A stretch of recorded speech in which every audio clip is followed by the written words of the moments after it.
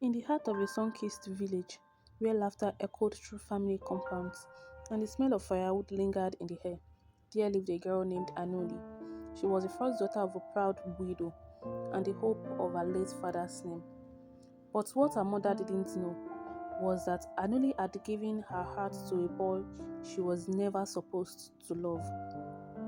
Every morning, Anuli swept her mother's compound in silence, and every morning she waited for the sound of his footsteps. The boy always walked past the gate at 6:15 a.m. His name was Chuka, an orphaned apprentice mechanic. No land, no inheritance, but a heart so full of dreams he could light 1,000 candles in the dark. For 1 year, they had smiled at each other in silence. For 6 months, they had whispered greetings behind the mango tree, and for 3 weeks, they had fallen deeply, fearfully in love. Anuli's mother, Mama Anuli, was a woman carved from tradition, hardworking, sharp-tongued, and ever protective. She didn't believe in love. She believed in marriage with value. Mama Anuli said, "A man who has no compound of his own should not be dreaming of another girl's daughter." So when she caught Anuli smiling to herself under the moonlight, the storm began. Anuli had left her diary on the wooden stool, and Mama Anuli read every word in the diary. And she said, "So you want to disgrace me with a mechanic boy who sleeps in his uncle's corridor?" The compound turned cold that night as Sister Adara wept quietly in her room. Anuli sat by the fireplace, eyes swollen, heart broken. But love, true love, does not die so easily. Chuka knew he was unwanted, yet every Sunday he left a small note by the firewood stack, a drawing of a heart, a promise, one day I'll be worthy. Anuli kept hiding them beneath a pillow, each note a quiet resistance against a loud word. The day Anuli tried to run away, the sky wept with her. She had packed her wrapper and Chuka's love letters in a nylon bag. She was halfway to the village junction when her mother caught her. Her mother said, "Is this how you will repay me? After all I suffered raising you, for a boy with greasy fingernails?"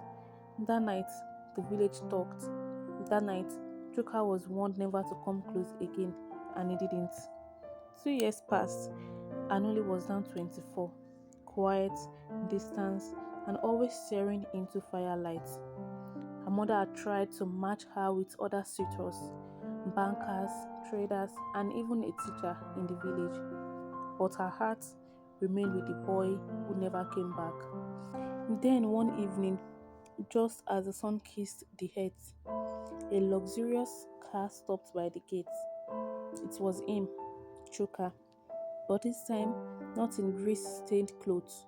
He had returned from the city, where he had learned how to repair industrial engines, now working in a factory, now a man.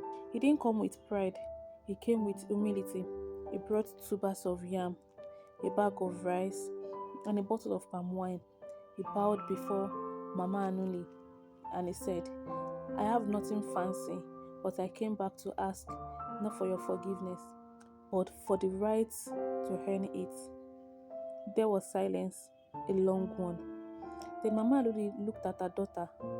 Anuli's eyes were wet, her lips trembling, and for the first time, the old woman saw not a rebel, but her late husband's spirit burning in her daughter's heart. "You came back when you could have stayed away. I see your courage now, and if my daughter still wants you, then I will not stand in the way of her joy." The compound came alive with laughter once more, not from music, not from festivities, but from healing. Anuli smiled again. Chuka built a small shop by the road for Anuli, and Mama Anuli finally understood that love is not always perfect, but when it is patient and humble, it can melt even the hardest of hearts. In every village, behind every compound wall, there is a story, some of love lost, some of love won, but the most powerful ones are the story where love is forgiving. And that's it, guys. Thanks for watching.